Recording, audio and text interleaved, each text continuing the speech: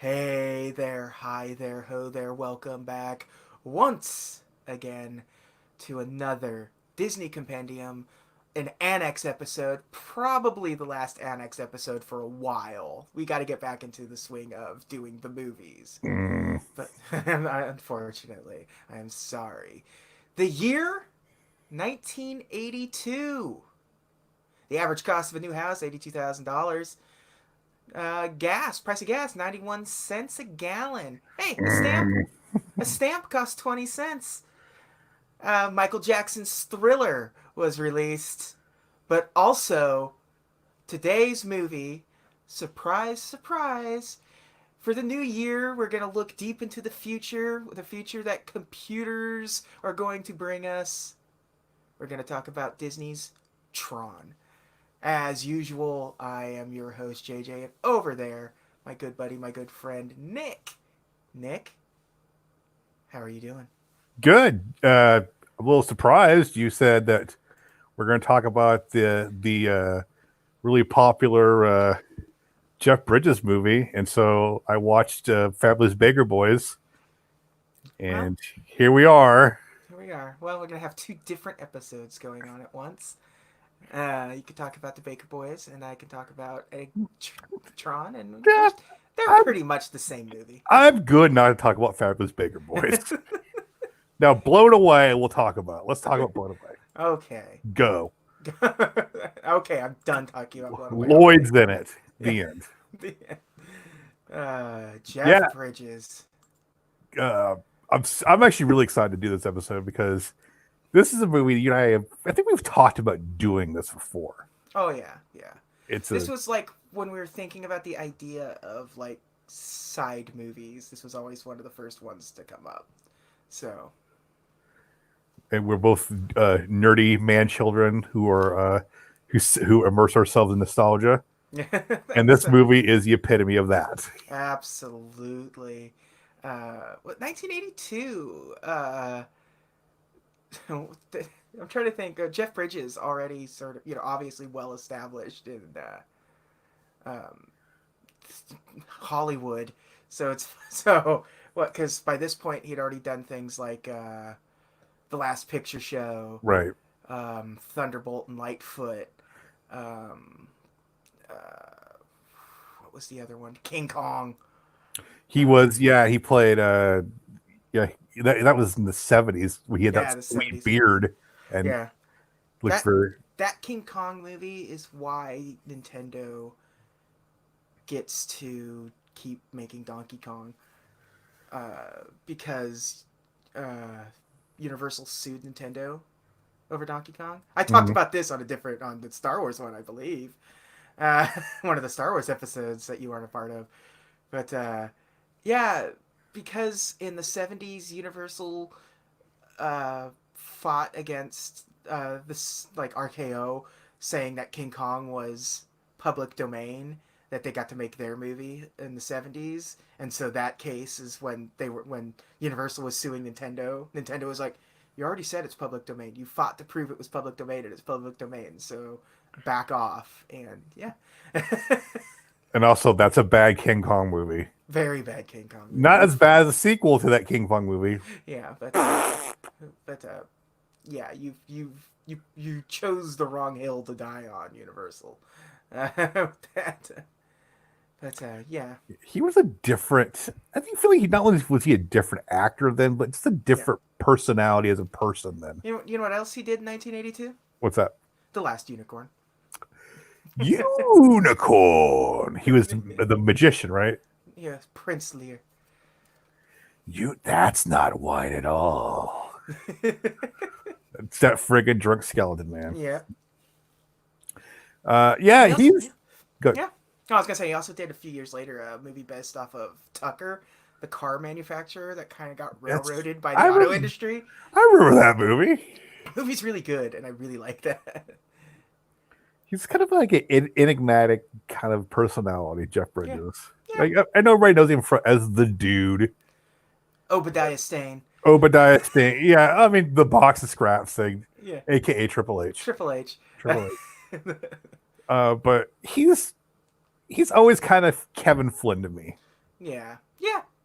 Although you can't deny his Rooster Cogburn. He's he that movie is not even, I'm going to say arguably it is better than the original. It is. Yeah. It is. I will not agree with that. I mean, disagree with that. I do Yeah, agree with it. it's a fantastic movie. Yeah. No, he's been in a lot of just high quality movies, and then like a lot of super forgettable movies.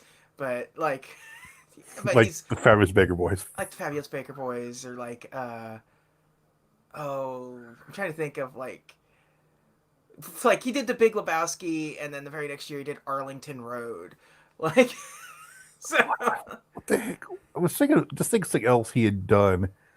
Hang on, this is part of show where I'm gonna look up Jeff yeah, Bridges IMDb. yeah, K-Pax. Oh my god, he was in K-Pax. That's the one. Sweet Jesus. Yep. And Wow. Seabiscuit. Yeah, that one's fine.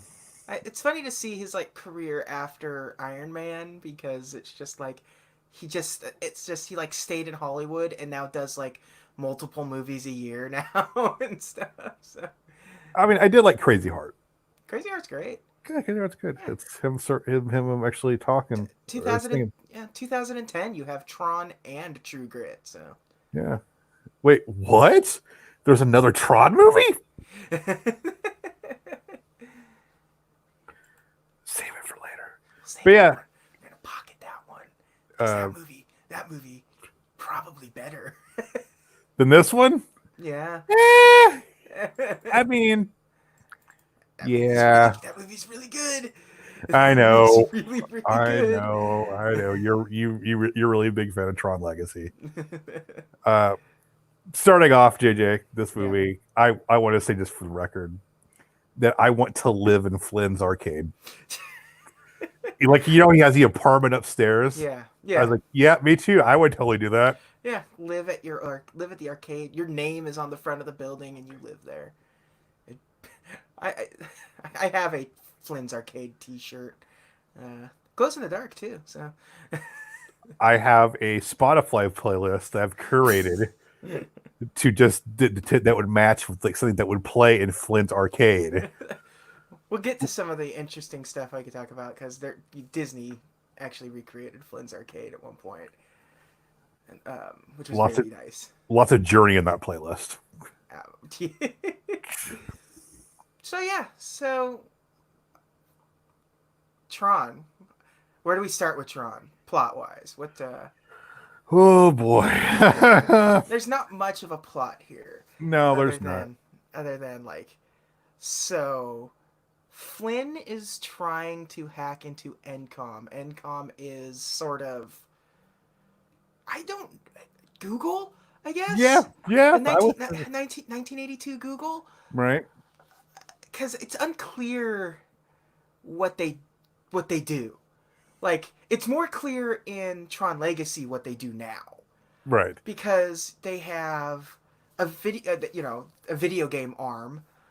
They have their elevator has a button that takes them to the laser bay. Like, it's like not floor 2, the laser bay. Laser Bay. Yeah, where it's like, so that's where the lasers are. Why do you need lasers? Uh, Also, oh, yeah, they're doing this weird experimentations with lasers that we'll get to in a minute or two here. Laser Bay is just fun to say. It's fun to say laser bay. Laser Bay. Yeah, it sounds like some sort of like 80s cover band. Yeah. Like that like they do they do all the hits from like Asia and Europe or something. Like I'm gonna go to Red Lobster to have some Laser Bay biscuits. okay. I got a mouthful of plasma. But I think we can all agree that Dillinger's desk rules. Yes. It, Look, like he puts his hands on it, then it turns into like a Star Trek control panel. it's this giant desk that's Yeah. running basic. It's like, yeah. You remember this is 1982, so like, internet is, nothing, and there is no Windows operating system yet. or anything. It really is So just your bare bones. Everyone's running. I like the big reveal at the end after MCP is defeated is also very fun. Um, but yeah, so Kevin Flynn is trying to hack into Encom Flynn is a former programmer at for Incom. for Encom, and he's trying to get something. At the time, you don't know exactly what he's looking for. You know, he's just looking for files. Um, and this is where you sort of also get like your first look at what this movie is, like what the effects of this movie are going to be throughout. And it's 1982 as hell.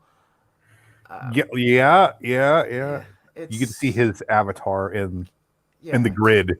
Clue. Clue. Clue is his the grid, which is computer world. Um, Unclear exactly the mechanics of all of this. Yeah, And it's it's because yeah, there's something I want to ask in a minute, and we'll get to there in a minute. But sure. anyways, we're getting to look at the CG that's in this. It works for this movie because they're not trying to pretend like it's real life, so the sort of datedness of it still kind of works. So and the sets they have are weirdly elaborate. So Oh yeah, um, so like they kind of like blend everything. This isn't like the first movie with CG or anything because that was Westworld. Westworld is like the first movie with like computer graphics in it, which is the Michael Crichton movie from like the 70s. You know, like right. before there was a TV show, there was a movie, a really good movie. Yeah, and then a not so good sequel, Yeah, and then Future World. and Yeah, then a confusing television series. yeah, and now we have this television series. But yeah, uh, but this is like the first like large scale usage of outside of like television commercials. Yeah, So it's just like I remember watched this movie when I was like 5, and so it had been out for like 3 years at that point, yeah, and I was still just like, oh my god, yeah, it's still like the the designs of everything work so well in this sort of limited CG realm that it's really good. Still, like yeah, it's dated, but it somehow works yeah, in context of this.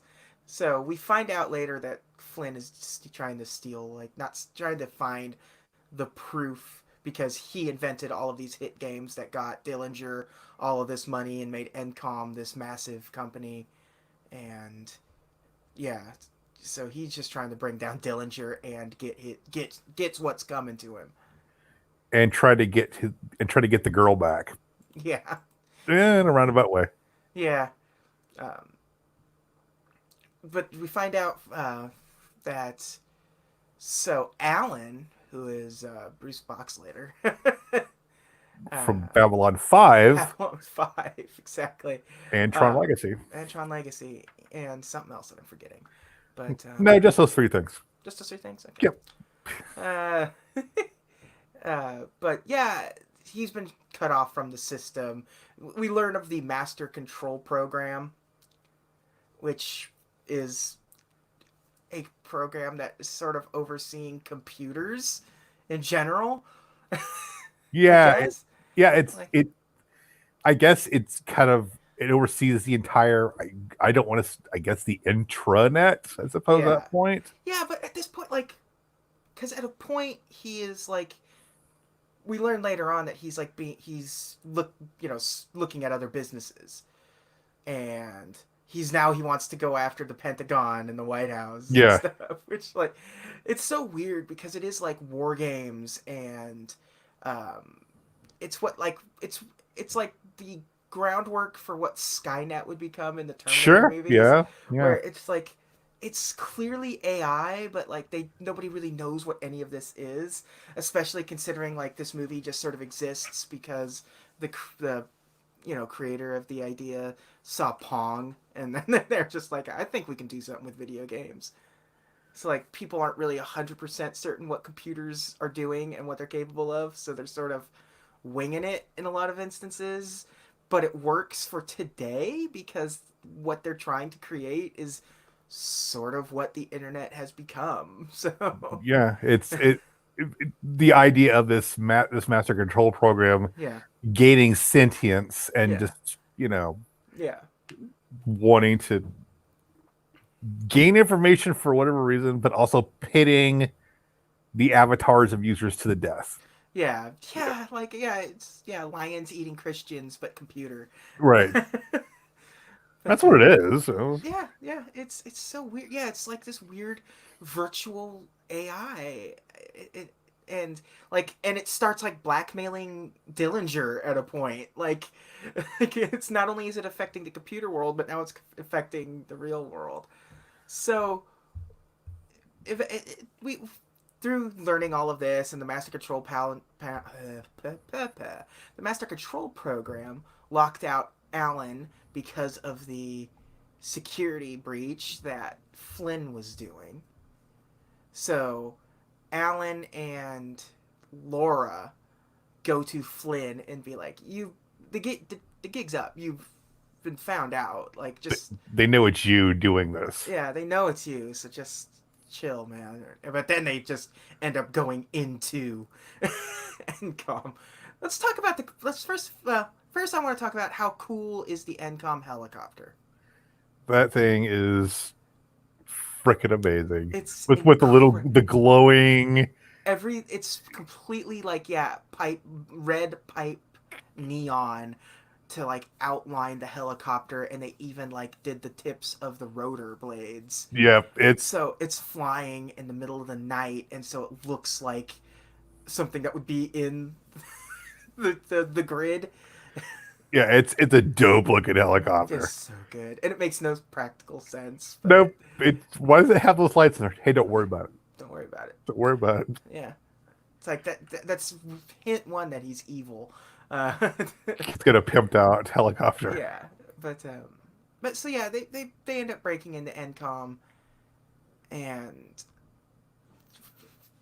earlier in the movie we saw the laser that the res I don't know what it's called.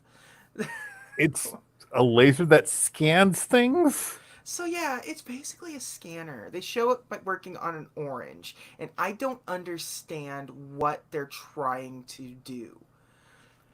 Okay, I understand that you want to scan something and have it go digitally, but what does that mean in the context of this universe? Because we know that you can go into the computer and the computer's a living, breathing world. But they don't seem to know that is the truth. They're just sending an orange into the computer. Why do you need to have an orange in the computer? Why did I do that? You don't know what's in the computer. Like, what's the benefit of digitizing an orange? Yeah, it's one thing if it was like a 3D scanner. You're scanning it, and now you've got a 3D representation of an orange in the computer, but that's not what's happening. You're basically teleporting an orange into a computer and having it exist as digital data. And I don't understand what they're trying to accomplish. Like, what are the ones and zeros on an orange? Yeah, Yeah, like, and what are they gaining by it other than now they have a 3D model of an orange that they can put into a video game, I guess? it's like, Again, unclear what NCOM's deal is. it yeah, you talked about like in a sequel, like, oh, they do software development. Yeah. And so Alan's like programming. Alan, what is he programming that he needs So- to get back into? so he is programming Tron, which is some Right. sort of security program. Right, and it's going to conflict with master control. Yeah, because it's going to be able to it's going to be the checks and balance for everything, including master control panel or program. So he's making malware bytes. Yes. And MCP is like, we can't do this, end of line. Which is great. It's a little Little end of catchphrase line for is a great Yeah. thing. I used to use that as for a forum signature, so that's, I know you did. I remember. I know you do. I remember. Um, Pepper so Fudge. yeah, the Tron program, which the movie is named after a secondary character in the movie. Yeah, he's the hero, kind of, I mean, but not. Not really. But Flynn Flynn is? Flynn's the one that does everything to save the day, and Flynn knows how everything works in there better than the people that live there. Um, I wonder what like I wish there was more lore to the Tron universe. Like, is this something that like was slowly created over time? Because it makes because that's sort of what they imply in the sequel. Because they have like you know uh, the ISOs in Right. the sequel. Like there is some sort of natural evolution happening in this grid. Is that why it's a living, breathing thing?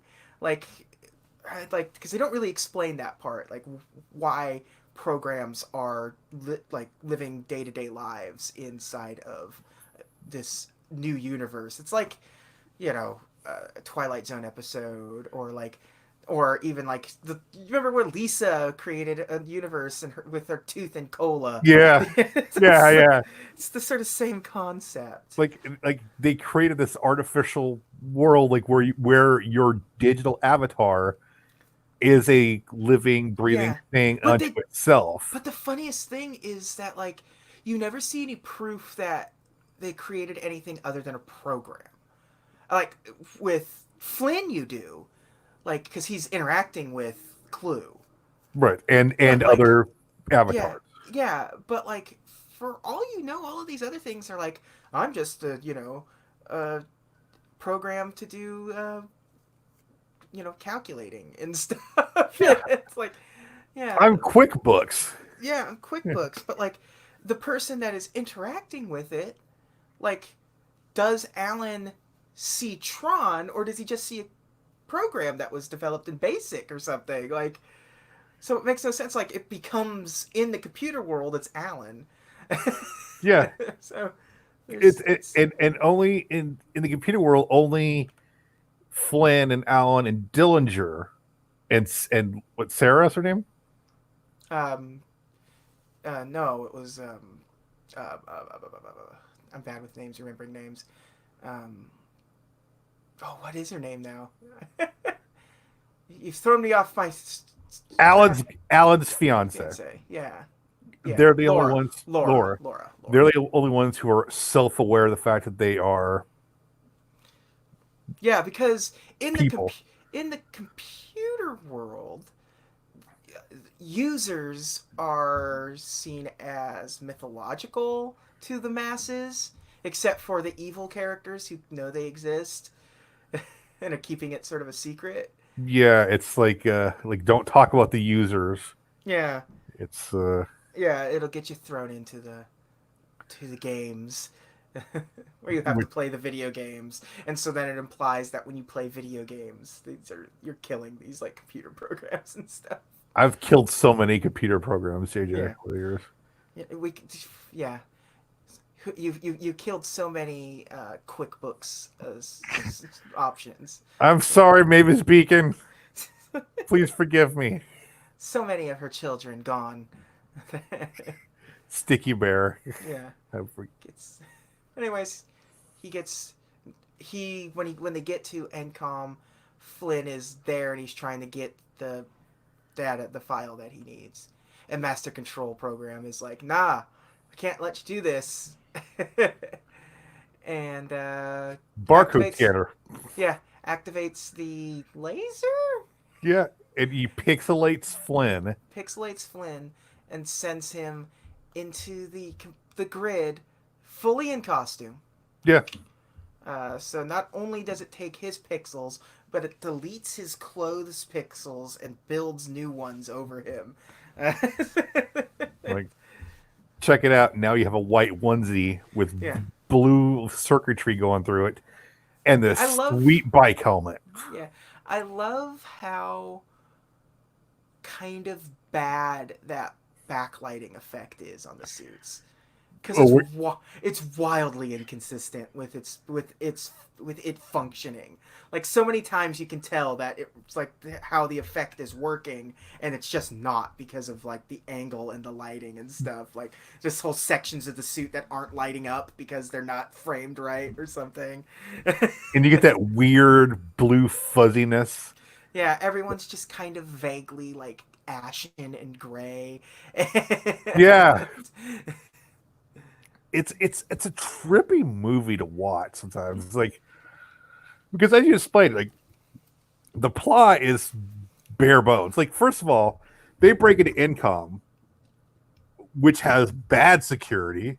They're just able to open that big, giant door, like with no problems. You know what they don't have? CCTV cameras. Yeah, I like the part where they finally break in, and Laura is like, "As long as we don't go on the first floor, he won't know we're here." Like that's bad security. Yeah. As, Like you don't got a night watchman at this like but they do multi-million dollar. because they walk right past the people, and like all Flynn has to do is like pretend like he's fixing his hair as he's walking by these people, and they're like, "All right, there's those two and that guy. There, I know these two, so this is fine. This is perfectly fine." And the guy obviously trying to hide his face. I'm sure it's okay. Yeah, yeah.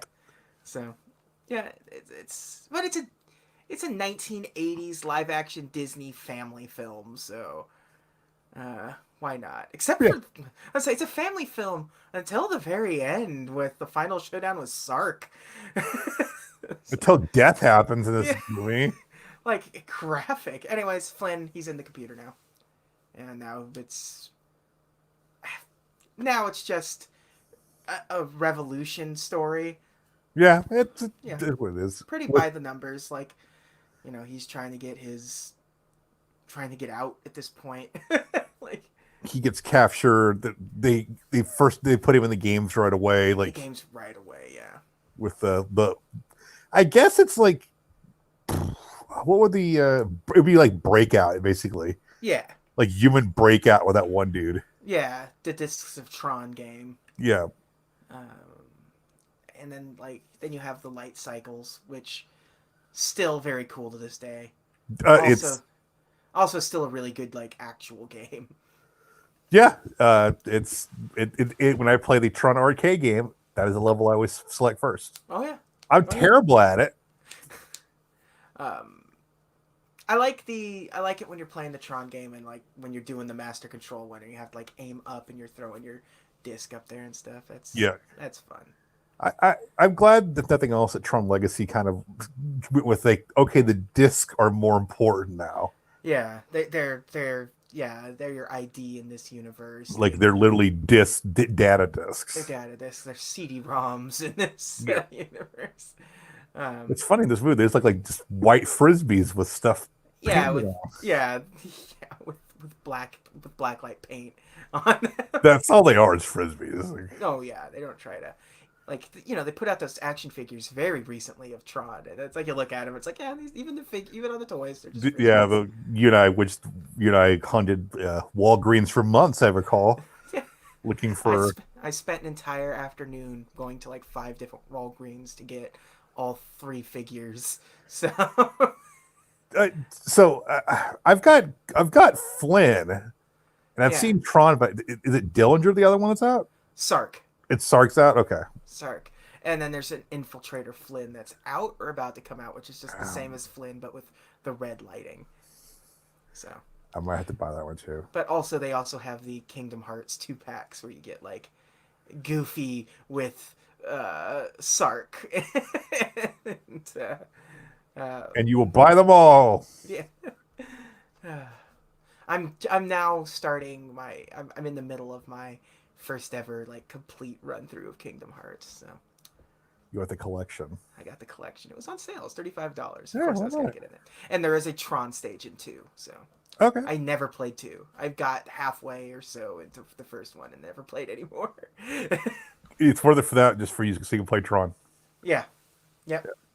Uh, Uh, yeah, that light cycle thing, man. It's basically Snake.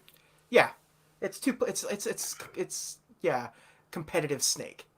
Just don't eat your own tail. Make the other snake either eat its own tail or your tail. I love how Flynn just like he's like, yeah, I'm pretty good at this right off the bat. Yeah. Yeah. But I guess I absolutely love the design of those light cycles. well, I mean, yeah, I enough that that Lego set that came out like what last year Oh yeah, for the new ones. for the Tron Legacy. I'm like, hey, what do they make these? Still buying them. Yeah, I love that they put those out like 10 years after the yeah, fact. like a decade after Tron Legacy come out, they put Tron Legacy Lego set out for So no we reason. got the license for this. Let's just do it. Just do it. Disney is being more and more forthcoming with their licenses with us. Let's just do what we can. Why not? I think it was, but I think that one might have been one of those like Lego ideas ones. That was like fan voted. So the fans demanded Tron Legacy. I mean, I'm not complaining. No, Yeah. I just wish it came with a little Lego Daft Punk. That would have been With made the helmet. with the helmets, the Lego helmets, the Lego Daft Punks. I would have been there. Would have made a good set better. What was his buddy in that Ram in during the light cycle thing? Yeah. They break free of the stage. They're going Yeah. for it. Yeah. Yeah. He and Ram break the wall. Yeah, And then another guy too. There's two guys break through with him, right? yeah. I just remember Ram because he has like a character arc, kind Yeah. of. And those two claw the claw machines are chasing him. The claw machines are. I don't know what else to call them, dude. Well, they have a name in there that I never remember, but yeah, I don't remember what they're called. They're the ships from Space Paranoids. Yeah, okay, that's fair enough. Yeah, but yeah, they're Ram dies, but asks the question like, "Hey man, you're a user, right?" Yeah, I'm a user. Cool, I was right, and then dies. Yeah. Oh, hey man, it's really fun that like that water. So that's the other part where it's like, Yeah. What is how? water? What is water? What is water in this Be universe? like water. Liquid cooling for the computer. Yeah, it's what it is. It's just to keep the Yeah. CPU Yeah. cool down. Also, death in this isn't. They didn't die. They de-rezzed, uh, which is funny. Yeah, it's weird to talk about some of this movie because it's like it's kind of incoherent. Yeah, like Flynn all of a sudden has this new ability to be able to like rebuild the vehicle and like turn into one of the bad guys. Like he's Mega Man. Like he's absorbed some sort of new My power. God, he actually looks like Mega Man from, from the original cover. The box art Mega Man. If he was just like 40 pounds fatter, he would. Some dude. Yeah. Mega Man just some. I mean, you have to think Mega Man's somewhat based off of Tron, I like the wouldn't. It outfit, wouldn't surprise me. Yeah, like the helmet and the blue outfits. yeah. Yeah, with a helmet and yeah, and like I said, he's able to somehow absorb this new ability. Is it because he's self-aware? I guess it's like the Matrix in a way. Like he knows that because he's a user, he can manipulate the programming. Okay, like he's an elite hacker. Yeah, That's why he could do it. yeah, Hold on, enhance. yeah. Enhance. Enhance. Enhance. Well, then they go to the like IO tower with the old person, Tron, and uh, yeah. I He's don't the remember old kid. guy who's been working at Incom for years, and that's his avatar. Yeah, yeah, And his character in the grid is disturbing. He's like like Mojo from X-Men kind of. yeah. This is Welcome to Murder World. Yeah. But this is the only time you actually realize that the frisbees are anything more than just frisbees. They refer to them as identity discs, and like he has to like step into the IO tower to With his disc. with this disc and like try to send information out. Uh, and then they somehow find themselves on a program that is a simulation of a solar sailor. Yeah. It really is just this like stream of consciousness from some tech people. Like they got a book from the recently deceased Sid Mead. um, and just like, okay, these look cool, these look cool, these look cool. Let's just try to string some stuff together here. This movie is basically a vehicle for showing off special effects. Yeah.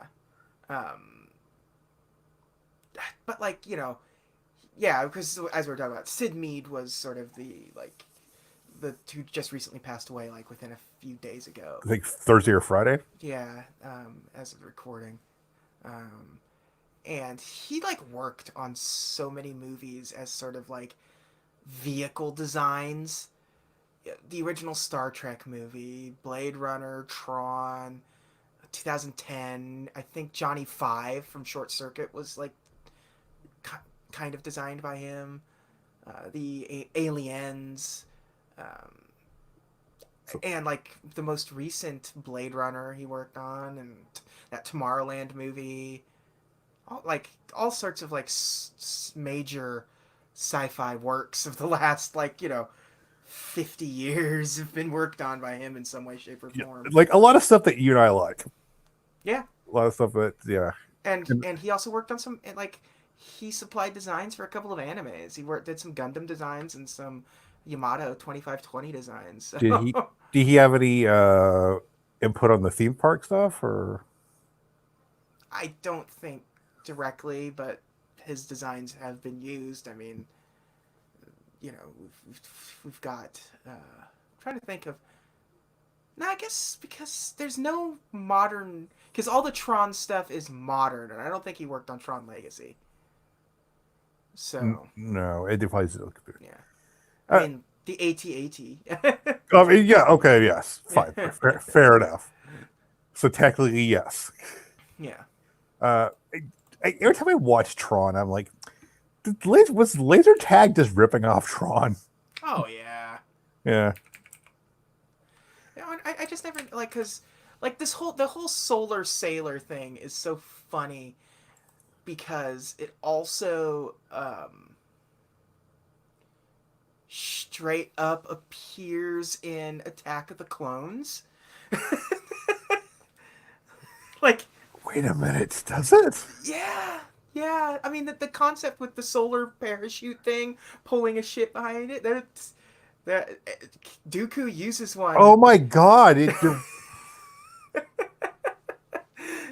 Yeah, right, it yeah. does. Just straight up, yeah, and it's almost the same ship. Like, just better looking in Attack of the Clones because it's 30, 20 years later, yeah. So but also it's Attack of Clones, so not better. it's by default not better. Sorry for spoiling that episode for you guys.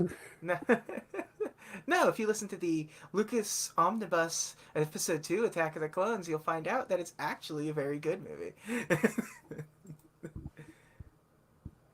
He shakes his head. Yeah, He shakes his head. just pure silence. Pure But silence. yeah, so they get on that solar sailor, and that's where Flynn somehow shows back up.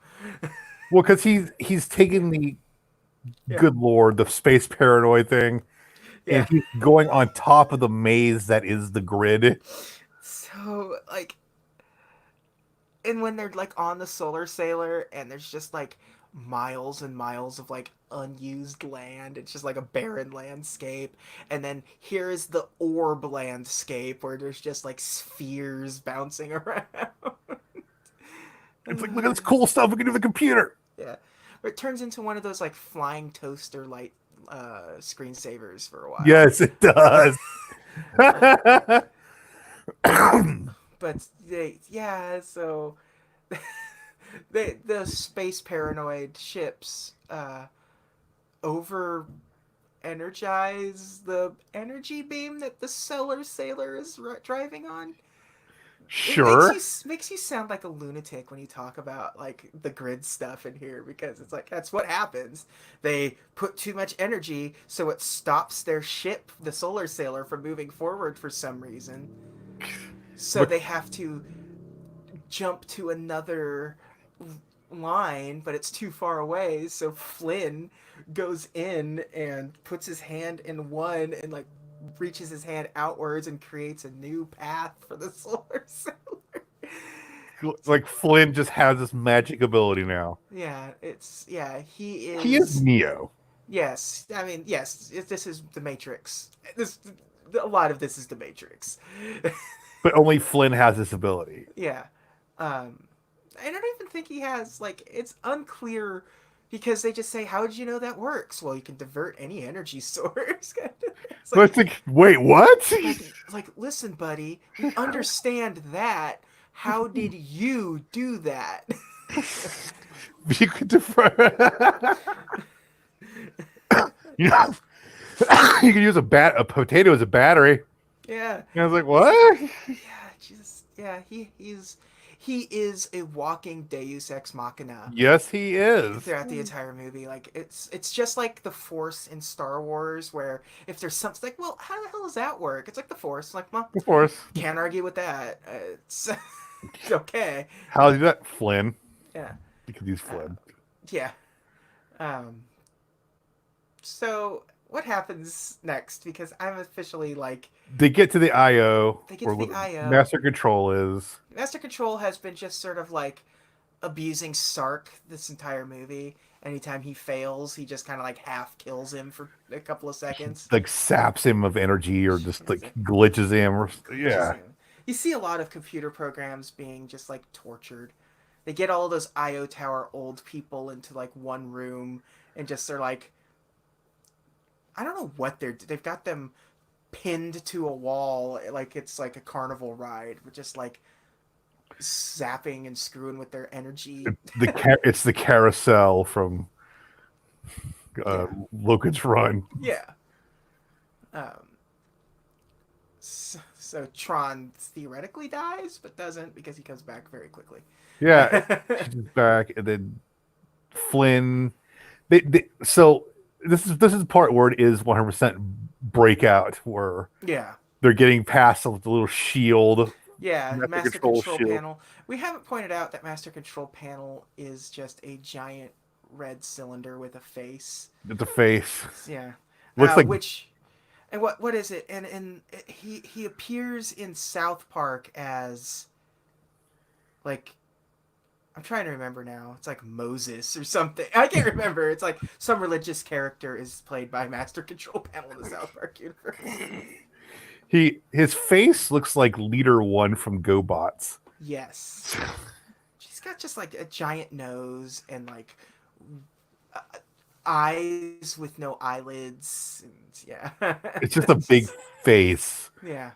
and so Flynn goes inside, does the movie poster pose Yeah. with the disc above his With the head. disc over his head. As Tron is throwing his frisbee at the shield.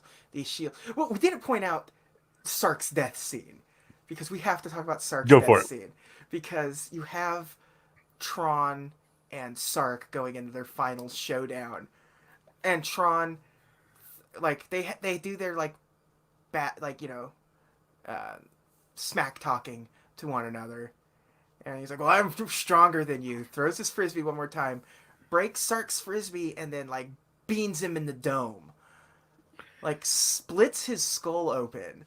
Like And you this see, light comes out. yeah, you see like pink light under the as before he hits the ground. Like, oh, that's his brain. That's his cyber brain. Hits the ground, and then like red light comes spilling out of the top of his skull. Like, Like his brains are spilling out onto the ground. yeah, totally forgot about like how it just like he's leaking data.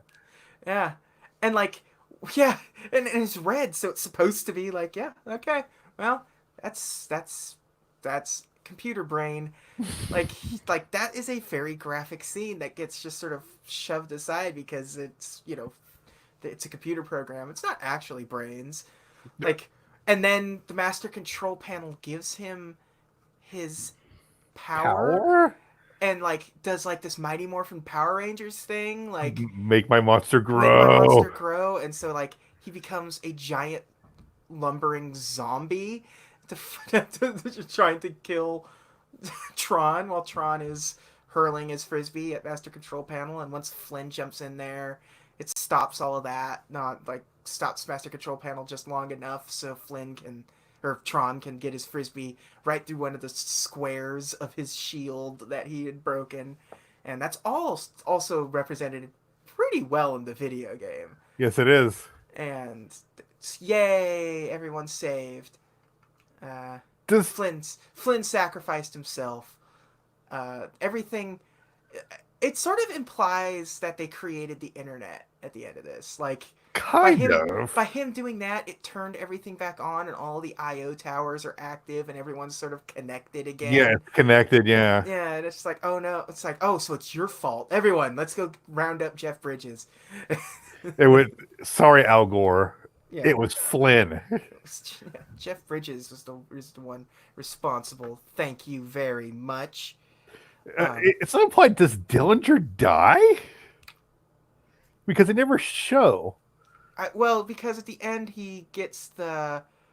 Uh, I would assume he just gets ousted from the company Because Flynn takes over the company. because the information is released, and Yeah. it shows him going into his office, sitting down at his computer, turning his computer on in the morning, and getting the declassified file. So you don't know what happens to him after that. One would assume he was just kicked out of the company and sued or something, but I don't know. Maybe he did kill himself. It's weird though because he has a child that shows up in the sequel. Yeah, He has a son. yeah, yeah. So yeah, Dillinger was probably just ousted from the company after that, like because What are it's unclear how long after the fact where you get the ending scene with Flynn landing on the rooftop in the helicopter. That scene needed to be at night, so we got to see the cool helicopter again, but with like blue light now. yeah, because he's a good guy. Because he's a good guy. Yeah, he's resistance. Yeah. No, I don't. I just stop harping on Dillinger. Wouldn't it have been cool if he just like, huh, and then immediately threw himself out his window? Just Hudsucker proxy. Yeah, Just, exactly. for kids. Sorry, I'm dying. That's okay. Yeah. You had a good run. No, that's did I? Yeah. But if he just like steps there, that gif of like IT crowd where he's opens the window and jumps out. Yeah.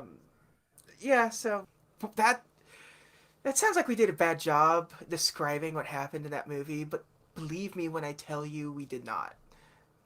That's just how incomprehensible the movie is with its own plot, but it doesn't matter because it's such a little plot that it plays out fine and it's distractingly beautiful. It's charming. Yeah. It's a charming movie, and I think you and I said like it's one of the first ones we watched on Disney Plus. Yes. Yes. It's like, it's the easiest way to follow the thread here is just to go watch it. Yeah. If you're listening to the show, you probably have Disney Plus, and if you don't, why? Why don't Yeah. you just go get it? It's like I'll give you my account. Do you want to use it? That's like I'm not even paying for it. Verizon's just giving it to me. Yeah. Yeah. Just go get it. It's it's pretty to look at. Is it incoherent and a jumbled mess of a movie? Yes.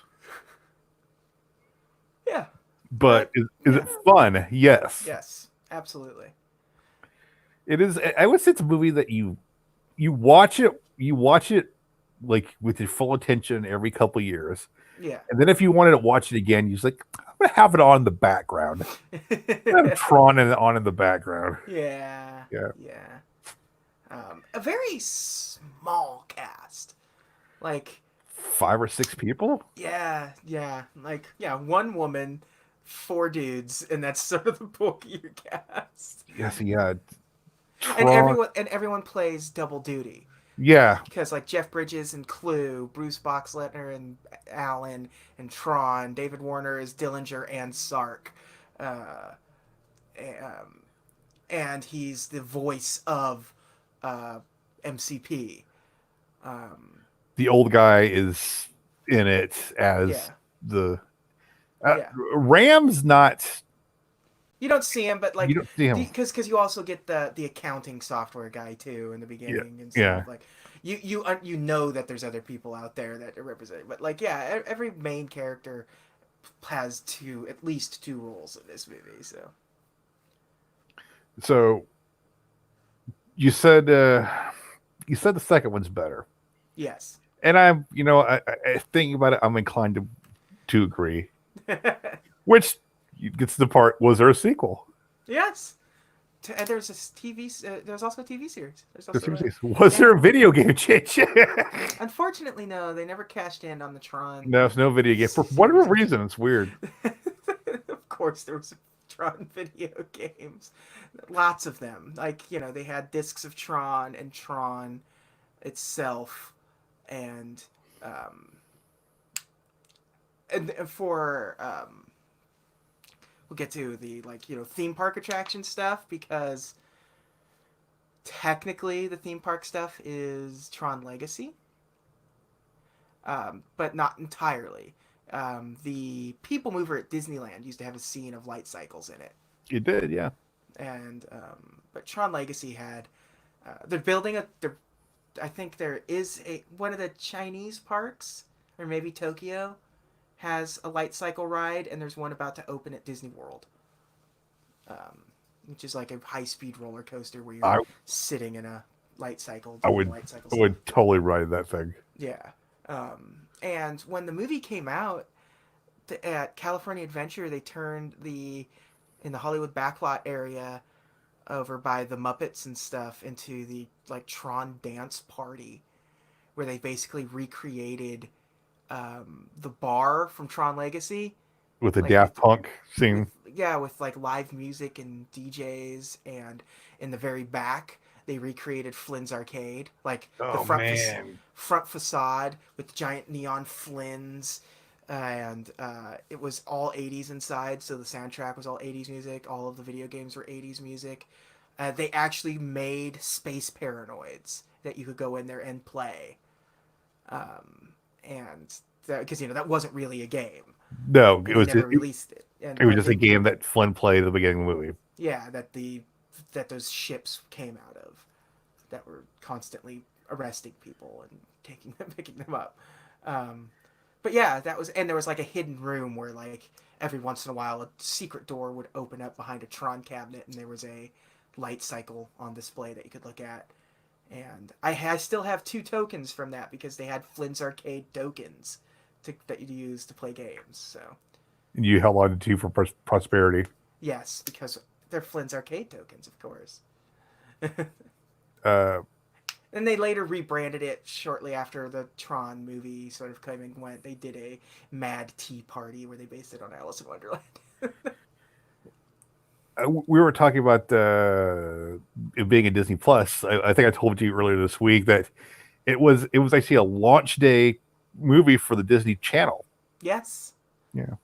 Um, so the concept for Tron started in the 70s when Leisberger, who's the man responsible for this movie, saw Pong and was like, we could do something with that.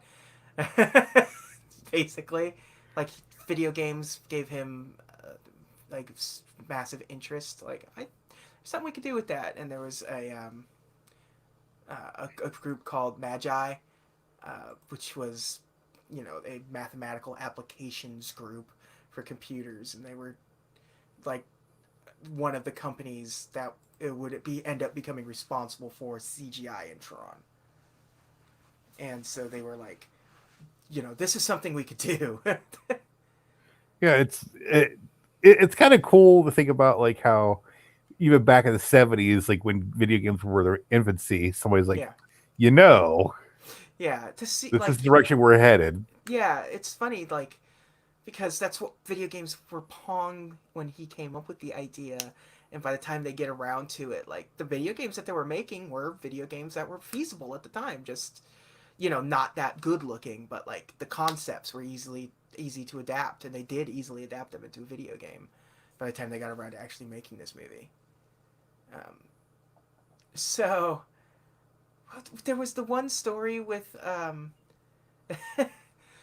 the money to make this movie came from the projected earnings for a movie being made by Leisberger called the Olympics.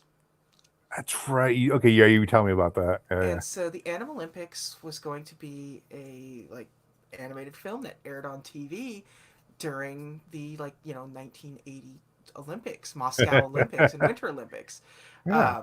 If you hear that and say, well, that seems like that would have been impossible since America wasn't in the Olympics then. They boycotted the Olympics. You are right. Yes, we So, were in the Lake Placid Olympics. yeah, but yeah, so obviously that plan didn't pan out. So Animal Olympics was eventually released, just not in its intended form. So, you know, who knows what would have happened if that never took place? Like if that got screwed up even more, like if Tron's development started just a little bit later, if he would have gotten the money for it. We may not have got drawn. Yeah. Um, it's so did Tron turn a profit? Um, it was it was a relatively big success. I mean, not massive, but it cost $17 million to make in 1982, Which is and a it made lot of friggin' money. a lot of friggin' money, but it made 50. So can't really complain about that too much. Um, uh, and it made a buttload of money in merchandising. Yep. Lots of money. I think it made more in merchandising than the movie itself made in just box office returns. It was also a. I can tell you this from experience. It was a hot. It was a big video rental. I'm sure it was. I watched the Betamax version actually. When that was the first version I saw was Betamax. But Disney did not see it as a success. Not in their traditional sense. Yeah, yeah. Let's see. Tron came out July 9th, 1982 in almost 1,100 theaters. It had a $4 million opening weekend. 33 million in the North America and 17 million overseas, so $50 million worldwide gross, becoming Disney's highest grossing live action film for 5 years. Wow. And here you go. It made $70 million in merchandise sales. So Jeez. it actually made more money in merchandise than it did in that. But again, Disney saw it, and yeah, and it was actually well received at the time too. Well, yeah, it was like it was not only it's a groundbreaking movie as far as visual effects. Like we Yeah, talked about how the plot itself is kind of but yeah. this movie was a game changer. What do you think Roger Ebert gave it? I think he gave it a thumbs up. Oh, That's out of stars, his 4 out of 4 rating. I think he gave it. I think he gave it a 3 stars. He gave it 4. Gave it the full 4. Wow. Yeah. A dazzling movie from Disney in which computers have been used to make themselves romantic and glamorous. Here's a technological sound and light show that is sensational, brainy, stylish, and fun. However, at the end of the review, he noted, this is almost a wholly technological movie. Although it's populated by actors who are engaging or sinister, it's not really a movie about human nature like Star Wars The Empire Strikes Back, but much more so, this movie is a machine to dazzle and delight us. So, He was a fan. yes, he was a big fan. Gene Siskel also gave it 4 out of 4 stars. Called it a trip and terrifically entertaining. I can hear it in the. I can hear it in his voice. It was a trip. Terrifically entertaining. uh, InfoWorld's Deborah Weiss was impressed, saying it's hard to believe that these characters acted out the scenes on a darkened soundstage. We see characters throwing illuminated frisbees, driving light cycles on a video game grid, playing a dangerous version of High-Lie. That's okay. Yes, that's what it is. It's That's what it highlight. is. It's High-Lie. You're right. When when he first gets dropped in the grid. Yeah. Yes, that's High-Lie. Yeah, they're Yeah. right. That's what that is. I didn't think about it like that, but yep. And zapping numerous fluorescent tanks into an arcade-style mazes.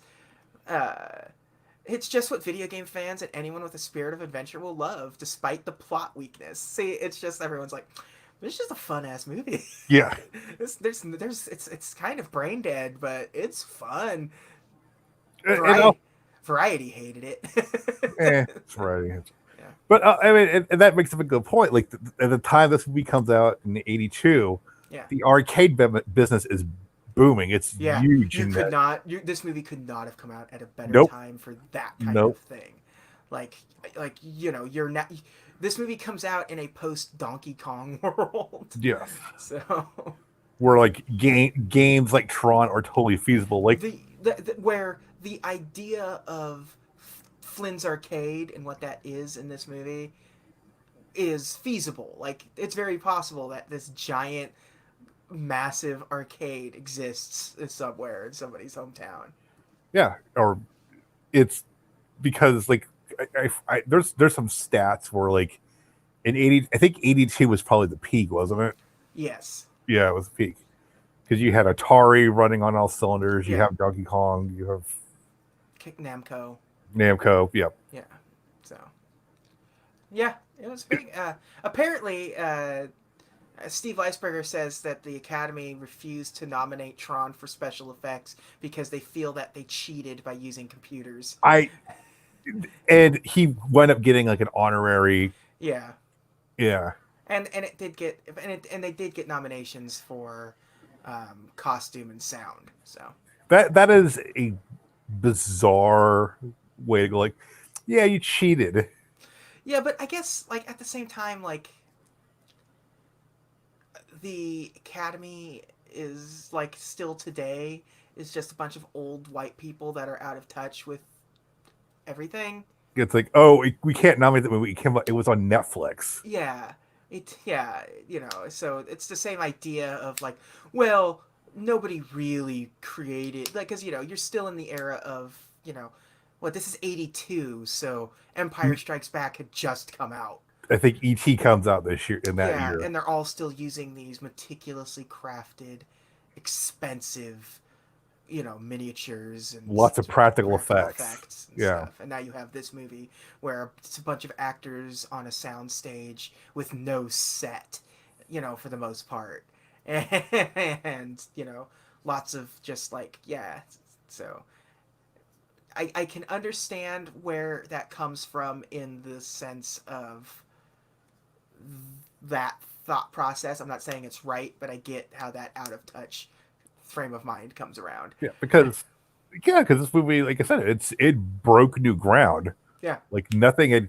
I mean, what had come out that was similar to this? Star Wars, Yeah, Star Wars, Black Hole, another Disney Black movie. Hole, another great Um, Disney movie, arguably a better Disney movie.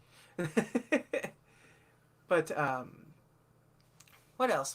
When did Flight of the Navigator come out? Around the same time, right? No, it came in after. After? Yeah, Yeah, not too long after. a couple of years, 2 or 3 years. Yeah. Let's see. And then, funny thing is, like Tron always reminds me of the opening from Amazing Stories. Yeah. Yeah. That CGI effect of yeah. Yeah, and here you go. Tron made its TV debut as part of the Disney Channel's first day of programming on April 18th, 1983 at 7 p.m. Eastern. That's hilarious that they got it down to that fine of a deal. Somebody does that research. I Yeah, mean, just keep in mind the time the Disney Channel was a premium channel, premium channel. It was HBO, but Disney. and I think So it was. I think it was like a satellite only thing too. yeah, so And so yeah, that's impressive. That's just like that minute detail still exists. yeah, I remember I first so Tron came out on DVD in like a very bad version of it, but then they put out a 20th anniversary edition in 2002, which is one of the handfuls of the like first DVDs that I ever bought. It's like this fantastic 2-disc set with like every special feature you could ever imagine. THX mass like anamorphic video transfer.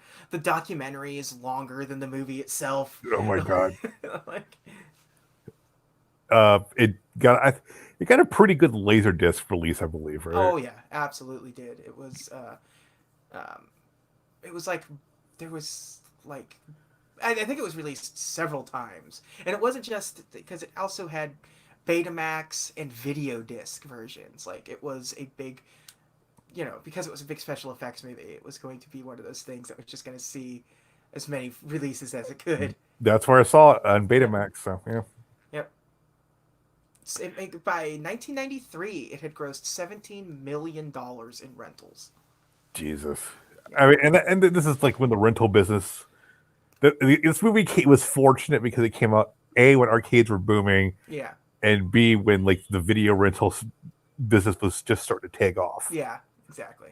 Where it's like I could take this thing off HBO, or I could just go to Yeah. my local Blockbuster and rent it.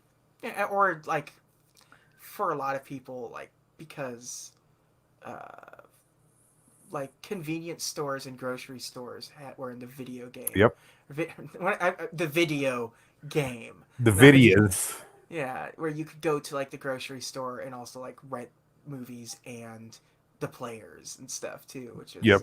a major way to go about it. So The time that was also the time when you also could rent a camcorder from your videos from your yes, liquor store. exactly. Yeah. We could go on for hours on like talking about like Tron Legacy and bringing that up with this, but because Tron Legacy itself has an interesting like, because like with the legacy, pun intended, of Tron, like it was mostly dead. There was a relatively successful video game, PC game, called Tron 2.0, which is like a sequel to Tron. But that was sort of like the extent of Tron after this movie. It just sort of existed as a cult film that was out on home video. You could watch it if you wanted, but there was nothing more. There were no more books, TV, cartoons. There's never even really talks of a sequel until way later. So, but What prompted the sequel? We can just touch on that, I guess. it was Disney just it was time. Disney just sort of saw some money on the table because the DVD was so successful. I mean, obviously, it took a while, um, and Leisberger definitely wanted to always um, make a new one. But then that video game came out, that one that I was talking about, Tron 2.0, Mm-hmm. and it actually had a hint and during the production and everything of a new Tron movie coming out. That's 2003. So, And uh, then Legacy came out what 2009 2009 or 10? yeah, 10. 10. 2000. 10. So that movie's Can't really oh, I was gonna say you can barely see it. It's covered up now, but I still have a poster hanging up in my room there. Tron so opening that movie's store. been out for 10 years almost now. Yeah, oh yeah, The yeah, sequel. yeah. It opened in November, December of Yep. 2010. So Yeah, I saw it opening weekend. me too.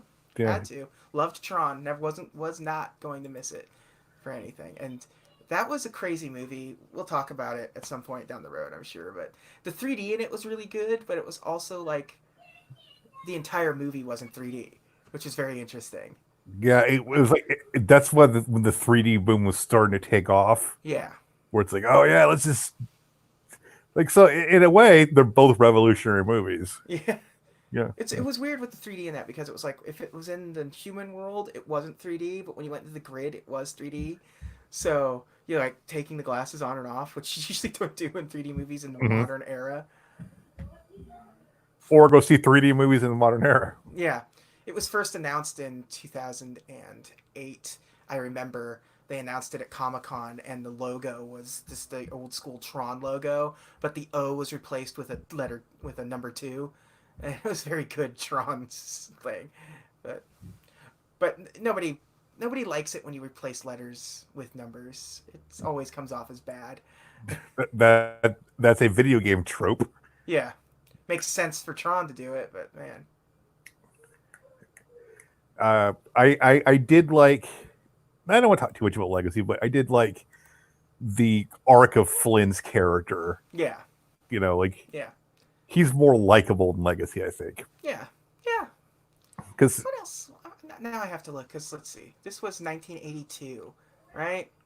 yeah, We got to do our thing. We okay, got to see what was out in 1982. 1982 in film. Because if I recall, it wasn't Blade Runner was 82 because Blade Runner 2042 was or whatever. Like yeah, and here are the top 10 movies of 1982. You ready? yep. Number 1, E.T. Of course. Number 2, Tootsie. Okay. Number 3, An Officer and a Gentleman. All right. Number 4, Rocky 3. The second best Rocky. Well, There of the original five. we. Number 5, Porky's. Yeah. That's so funny to think of Porky's being like, you know, it was big, but that big. Where it made more money than number 6, Star Trek II, The Wrath of Khan. The best Star Trek movie. Absolutely. Number 7, 48 Hours. Okay, that's Number 8, Poltergeist. another great special effects movie. Yeah. Number 9, The Best Little Whorehouse in Texas. And number 10, Annie. Was am I mistaken? Was Snow White not re-released in theaters in 82? Oh, it probably was. In June 22nd, 1982, Coca-Cola acquires Columbia Pictures for $750 million. This is why there was all that crossover with Ghostbusters Yeah. for In Coca-Cola. July 23rd, during the production of the Twilight Zone movie, 53-year-old actor Vic Morrow. Yeah. Think, and somehow John Landis had a career after that. Everyone was afraid of him. Yeah, it's like, oh, he'll just kill you. Yeah. First Blood came out. Eddie Murphy had released 48 Hours with his film debut. THX is developed for use in movie theaters. Wow. Gandhi won the Best Picture award. Richard Attenborough for Best Director. Ben Kingsley for Best Actor. Meryl Streep for Sophie's Choice. Lou Gossett Jr. for An Officer and a Gentleman.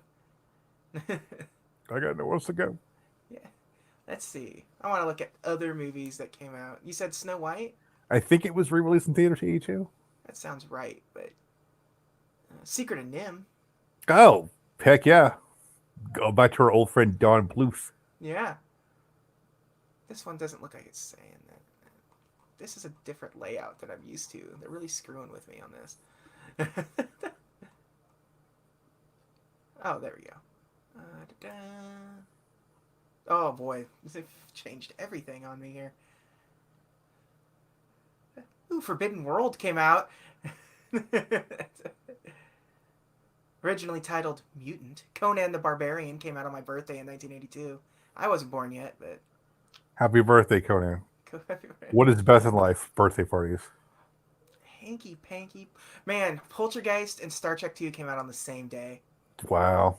And I was going to say, and by comparison, the very next week, E.T. and Grease 2 came out the very same day. Wow. So 3 of those movies are pretty good. June 25th, Blade Runner, Megaforce, and The Thing all came out on the same day. Oh, man. Okay, 2 of those movies are good. Oh, you're telling me you don't like Megaforce?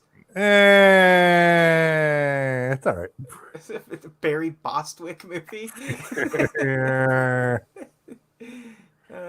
Secret of Nim opened the week before Tron.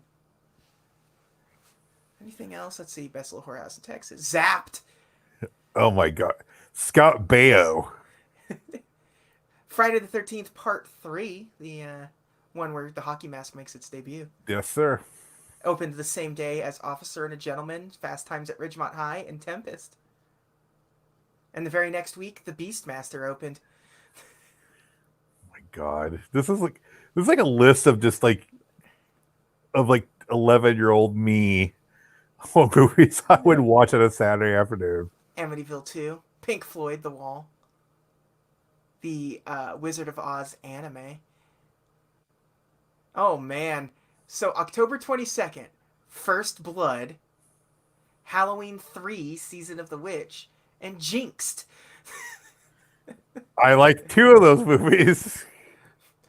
Halloween and Jinxed? No. Nope. No. Season of the Witch gets a bad rap for whatever reason. It's a fantastic movie. And it's a great movie. I love the movie so much. The issue with it is it's called Halloween. Exactly. Yeah. It's a bunch of evil Irishmen plotting to kill every child on the planet. It's and very good. and turn their head to a pumpkin full of maggots. Yep. Yep. Piranha 2, The Spawning, The Man from Snowy River, Creep Show. Yeah, buddy. Love Creep Show. Yes, sir. Creep Show and Slumber Party Massacre opened on the same day. That's impressive. They It's a call good me year for slashers. yeah. Well, yeah. This was the we're in that peak era of the early '80s where it's like, oh, all the good stuff. Bugs Bunny's third movie, 1001 Rabbit Tales, opened November 19th, and I truly don't know what that is. I think it's just a compilation of Looney Tunes shorts, honestly. Here's the set. Oh boy, 48 Hours, Sophie's Choice, and The Verdict Oh opened my on the same day. god. And the very next week, you get Airplane 2, the sequel, Mighty Mouse and This Great Space Chase, and The Toy. That's unfortunate. Mm. That's a bad day for movies. Yes, sir, it is. December 17th, Best Friends, The Dark Crystal, Tootsie, and Trail of the Pink Panther. So, Dark Crystal. Dark Crystal. Dark Crystal's definitely in there. Again, talking about this is an era of uh, digital effects starting to take hold, but so many of these hot movies are still going to be practical for quite a bit more.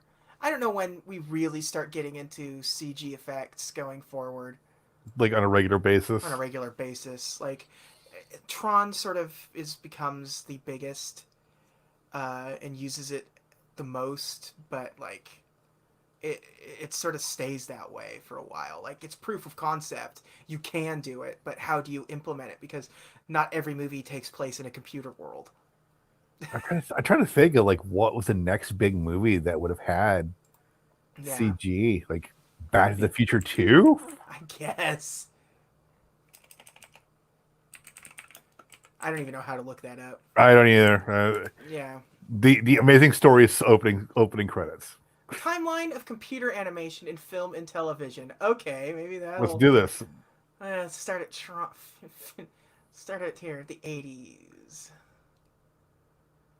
ILM Computer Graphics Division develops the Genesis effect, the first use of fractal generated landscape in film. Bill Reeves leads the Genesis effect programming team and creates a new graphics technique called particle systems for Wrath of Khan, I guess.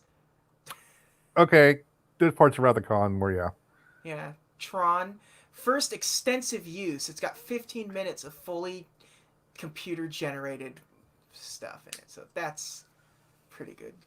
Golgo 13. which Anime. you've seen, I'm sure. Oh, absolutely. And have played the video game. Mm-hmm. I played the video game. It says the last Starfighter uses CGI for all stars effects. Okay, yeah, that makes sense. Victory or death. Yeah, 2010. The atmosphere is CGI. Young Sherlock Holmes? Oh, Glass Knight. the Glass Knight, yeah. Yeah. 10 seconds of screen time.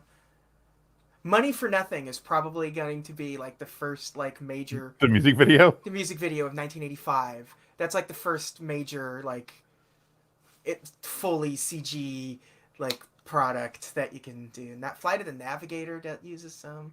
Labyrinth has the first realistic CGI animal, Mm-hmm. quote end quote realistic. Star Trek 4.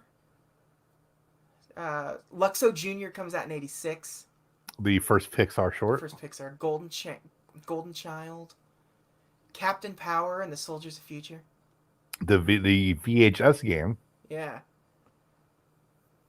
Nightmare. That's a game show with CG. Willow. First photorealistic use of a morphing effect in feature film. Akira. The Abyss has 3D water. Yep. Indiana Jones and the Last Crusade is the first all-digital composite. And then by the time you get to the 90s, it starts becoming... Everyone's just using computers now. Die Hard 2, it's digitally manipulated map painting. RoboCop 2, digital puppetry. Backdraft, The Fire is CG. Terminator 2, where you have the T-1000. So, Lawnmower Man, Jurassic Park. So all of Lawnmower Man, basically. yeah, yeah. So yeah, early '90s is where it just starts to become an actual like this is just movies now. So takes a while, takes about a decade, but It's it it gets there. again. It's a groundbreaking movie. It's a groundbreaking movie. It feels like we didn't talk it up enough. Like far as plot goes, there's not there again. I apologize. There isn't one.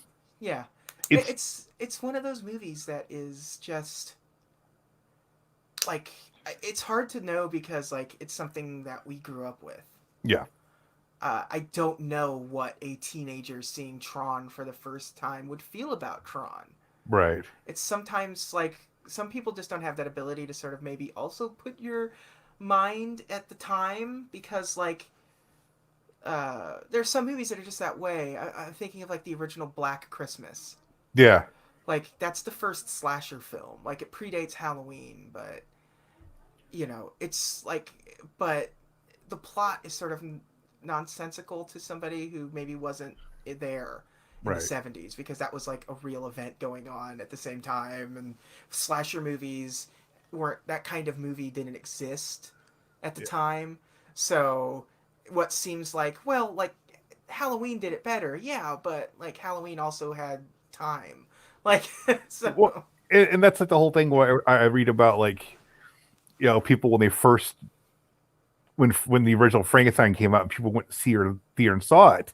yeah There are people fainting. You're fainting. yeah yeah Like can you imagine seeing that movie? You're 1933 yeah and you've never seen anything like this before. yeah Yeah, so being a functioning like not a 5-year-old but having adult sensibility and watching that be like how you and I grew up with Jurassic Park. oh jeez yeah Like how we view that movie now. yeah yeah it's yeah and Jurassic Park still like I'm impressed with Jurassic Park still. Like you watch it and like there is no moment really like Tron or even like Terminator 2 or something where it's like this looks a little cheesy. Like they do such a beautiful job at blending it with the Yeah, practical effects that there are times where you just don't realize that it's a computer generated thing. yeah. It there's the holes. You don't see the holes Yeah. as easily. Put it that Well, way. like with Tron, it gets away with the fact that it takes place in some sort of weird fantasy world. Yeah, Like that's just what this world looks like. It's not trying to be realistic. It's trying to look like a video game. right. It's just what this world is inside of this computer. They don't have any of that CGI stuff in the real world because that doesn't exist in the real world, and it would stick out in the real world because they know they can't make something look like that Yeah, at the time. like the guy who wore the Tron suit that one time. That poor man. That poor man who just stayed relevant on the internet for decades because he wore an ill-fitting Tron costume. A Was very ill-fitting Tron suit. yeah, yeah. You could tell his religion in that suit. Oh, Yeah, he's Baptist. yeah, He is Baptist. yeah. Uh, But yeah, but yeah, and you mentioned like you could see like the inconsistency on the way the suits were lit. yeah. It's like There was because it's so high definition now. There's this close-up shot of the big Star Destroyer ship that the bad guys have mhm, when it's going through that grid and it's like turning into a wireframe and everything. Um, it's doing that thing. Like if you're looking, like what does like a close up shot of the ship, you can actually see through the ship and see the wireframing inside of it yeah, because everything's so high definition now. It's 1080p. It's things that would be blurry on a VHS tape or something. But now that everything's crystal clear, you can see like, well, they're still figuring this out. They did a yeah. good job. But it's it's forgivable. Like it's Yeah. I love There's Tron. really no in terms of the CGI in this movie. There's nothing wrong with it. No, It all looks great. There's no like weird like sometimes you get like that cheap like rip off like when some stupid studio tries to like cash in on the successful Disney movie and they just are like working on a CG thing and it looks wrong and it's like jittery and jumpy and poorly rendered and stuff. Like there's none of that. Everything is crisp, clean, bright. It moves well because it's all sort of machine based. I'm more impressed with the design of Clue, like not Clue, but Bit or whatever. His little asterisk that hangs out with Yes. blue. Yeah. That's a really impressive technical effect for 1982 computer generated film. Like, And you think about like just the acting in that movie. Like I don't think they get enough credit for basically you're playing to nothing oh yeah, yeah. half the time. Yeah, like I said in that one review where it's like it's the acting. It's kind of hard to believe that they were just in a darkened soundstage acting against nothing at Yeah. times. And but Jeff Bridges is a consummate professional when it comes to making He's movies. So yeah. So our verdict to JJ is absolutely, Tron's pretty good. yeah, absolutely see it. Uh, Go watch it right it's now. it's it would it's top of my list of the Annex episodes. I believe so. Yeah. Yeah, And go watch Legacy too. yeah, we'll talk about it at some point. Yeah, But but go yeah, watch it anyway. I mean, what next year? War Games comes out, which is another computer movie where people don't quite fully understand what computers are up to. So Yeah, like oh yeah, you just get into the internet. yeah, Joshua. yeah, put your the old time modem where you used to have to actually put your phone on it to Yeah, not like just plug a line into it. You had to dial a number and then set it on top of so the modem would hear the dialing sound and you're stuff. phone freaking back in the Yeah, day, yeah. making your long distance calls. But yeah, highly recommended. It's one of our favorites. We wanted to talk about Tron and Yep. just praise its good graces and say, watch it, please. Go Please watch watch Tron. Tron.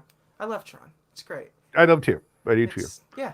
I would love more Tron, but unfortunately, it seems like it's been set to the back burner due to the relatively poor uh, performance of Legacy and the very high performance of the live action remakes. So, because, but it's not all bad because the guy that made Tron Legacy, in case you're curious, ended up he was going to do a Black Hole remake. Oh That wow. was a major deal with Disney. He was working on a Black Hole remake, but obviously that never happened for various reasons. A, Tron Legacy being kind of a failure. Not really, but also in Disney's eyes it was. On top of the fact that the live action stuff that they were working on, other than that, like Cinderella and Alice in Wonderland and things like that, were major successes. And then, you know, Black Hole was Disney's Star Wars, and then Disney buys Star Wars. Right. So we don't need to. We don't need it anymore.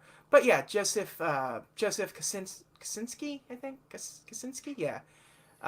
He went on to make Oblivion, Only the Brave, which was that fireman movie, and his next movie is Top Gun Maverick.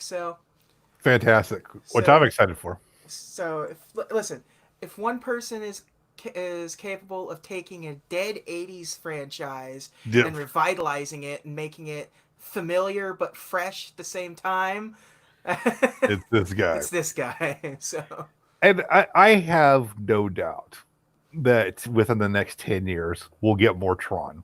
yeah, I don't know what that's going to look like, whether it's going to be a Disney Plus TV show, if it's going to be yeah, video game or a movie. I don't know.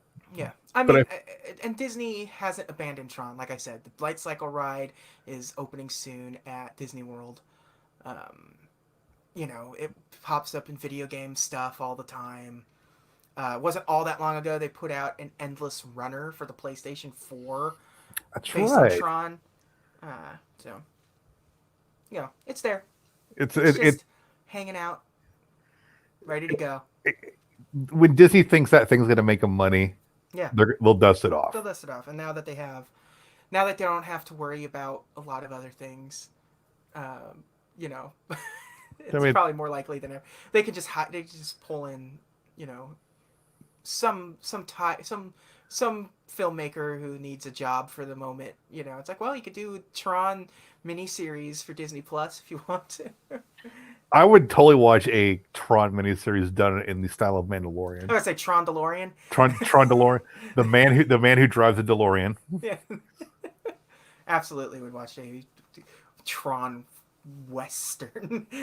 Yeah, I'm sure that is just Westworld. We've just described Westworld, but yeah, basically. yeah, but yeah, whatever. Give me. Yeah, I I don't want think. to. I want to see a Tron movie that shows like a midway point between the original and the modern one, where like the suits are just kind of like the clone troopers in Attack of the Clones or something, where it's like Yeah, where the helmets are it's getting refined. yeah like it's clearly like it's not a stormtrooper, but it's kind of a stormtrooper. Well, I mean, we don't really get to see how Flynn goes back into the grid and live. It's stuck there. Gets stuck there, or like you don't see clues fall from grace and stuff. So No. that would be fun, and they already have young Jeff Bridges haunting Oh my god. haunting the database of some hard drive somewhere on Disney That premises. was the worst part of that movie. Was It's it was cool in the presence of the grid, but when it was because you could just say, "Oh, he's a computer." I mean, it's a computer program. But when it was him in real life, yeah, when it no, was yeah, it was like, "Oh, please." do not like. I mean, Yeah, it's like you watch the recent Star Wars movies, like, oh, it's a pretty good young. Okay, not the new one, but like Rogue One, where it's a pretty good young Carrie Fisher. and they've done a typically very good job at recreating Tarkin I multiple think times Tarkin was the over better. Yeah. because they put him in both Revenge of the Sith and Rogue One Well, and did it fantastic. I do He'd been like dead for decades by both points. I So, do like young Tarkin in Revenge of the Sith, where just like, let's give him a wig and some eye bags um, and the but yeah, jowls. and the jowls. It's all about it's all about those cheekbones. The Peter Cushing, Yeah, you could cut a wedge of cheese on those cheekbones. we're just rambling now. Yeah. We should cut this one. So Yep. we'll be back with your regularly scheduled programming. What do we got next, JJ? It's is it Treasure Planet? I believe it's Treasure It's Planets. Treasure Planet. Unfortunately, it's Treasure Planet. I was gonna say Atlantis and see like if you what your reaction No, that would no, have it's been. not. It's just like This was just us delaying the inevitable. yeah, and we wanted to do something for the new year, but apparently there are no New Year's movies. Um, I mean, like there are movies that have New Year's moments, but they're not Disney movies. And No. if they are, it's like Dick Tracy, but it's like not on Plus right now.